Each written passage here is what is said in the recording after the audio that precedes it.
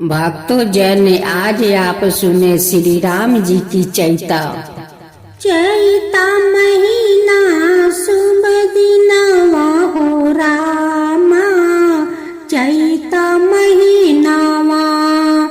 राजा दशरथ जी के चार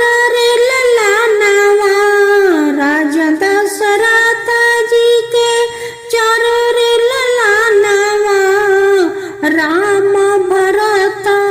लक्ष्मण शत्रुघ्न,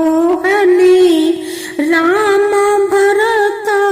लक्ष्मण शत्रुघ्न। चैता महीनावा, चैता महीना शुभ दिनवा हो रामा,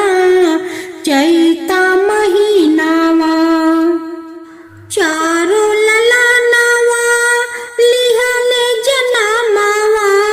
चारो ललानावा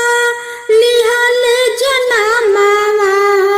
महल में उठेला सुहारावा हो रामा, चैता महीनावा महल में उठेला सुहारावा हो रामा, चैता महीनावा। चैता महीना शुभ दिनवा हो रामा, चैता महीनावा एक दिन के काई के राज पर पड़ला नजरिया, एक दिन के काई के राज पर पड़ला नजरिया, मंगले ली दशरथ जी से राजवा हो रामा, चैता महीनावा मांगले ली दशरथ जी से राजवा हो रामा, चैता महीनावा। चैता महीना शुभ दिनवा हो रामा, चैता महीनावा नाना जी के महल से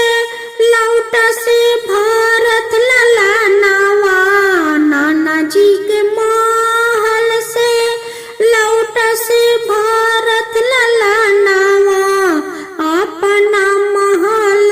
देख सनटवा हो रामा, चैता महीनावा आपन महल देख सनटवा हो रामा, चैता महीनावा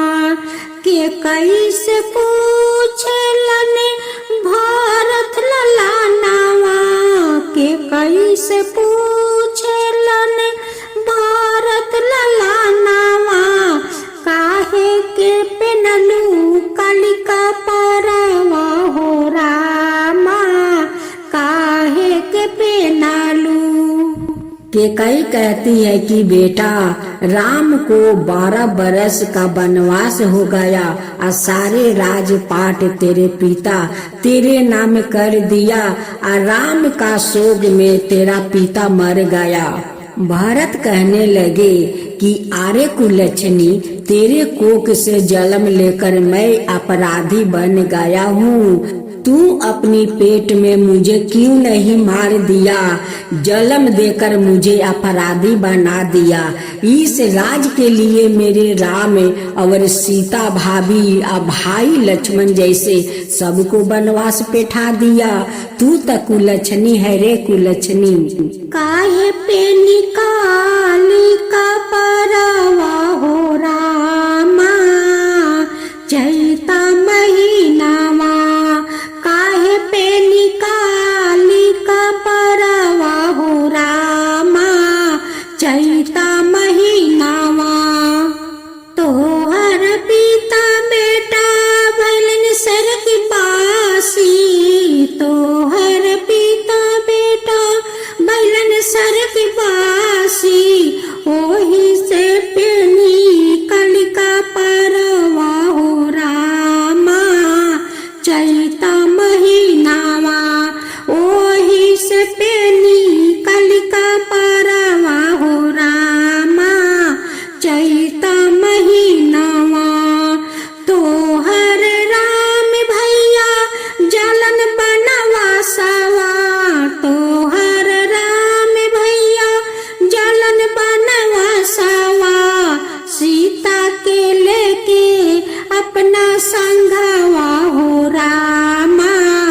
चैत महीनावा सीता के लेके अपना संगवा हो रामा चैत महीनावा चैत महीना सुबह दिनवा हो रामा चैत महीनावा आतन बचन जबा सुनलन भारत ललनावा आतन बचन जबा सुनले भारत ललनावा चली भैलन भैया के बोलावन हो रामा चैता महीनावा चली भैलन भैया के बोलावन हो रामा चैता महीनावा राम के चरनावा परे गिरलन भारत ललनावा चल भैया पाना महलावा हो रामा सम्हार राजपटवा चल भैया पाना महलावा हो रामा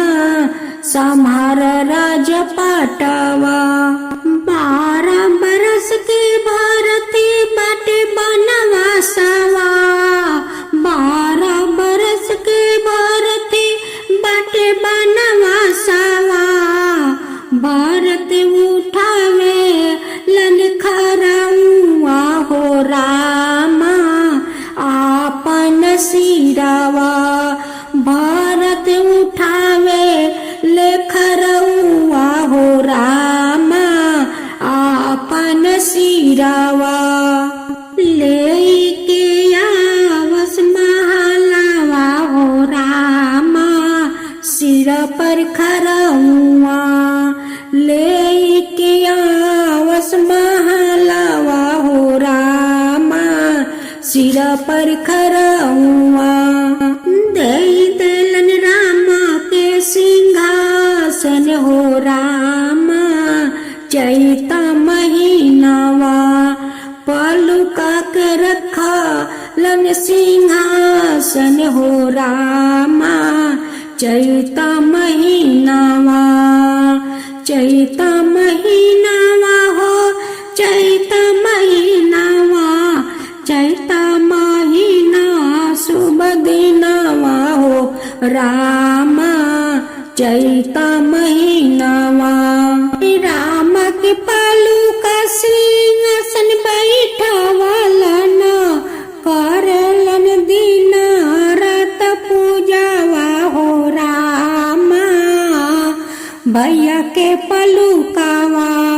करलन दिन रात पूजावा हो रामा भैया के पलुकावा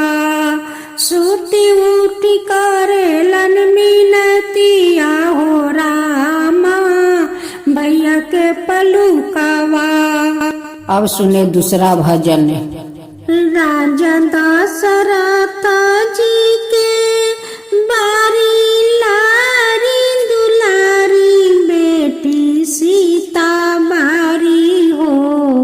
बेटी सीता बारी हो चारों बहिनिया मिली चलली सारे जुग के घटवाया साननवा करे हो आसाननवा करे हो सर जुग के घाटावा पर लंबी पोछी वाला बन रहो पहरादारी करेला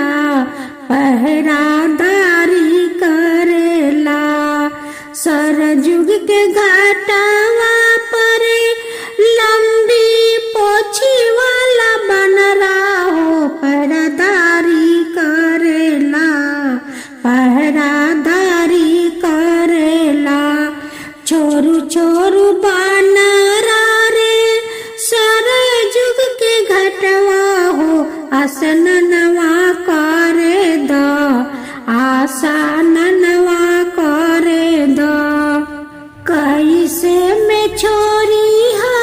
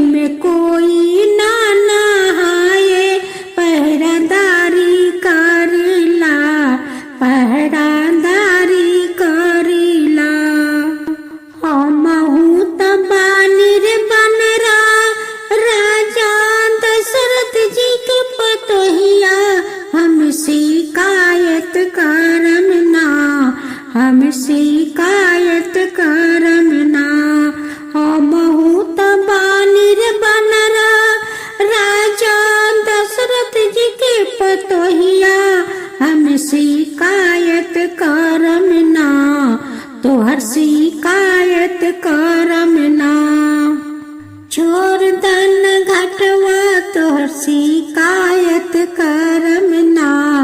तोहर शिकायत करम ना।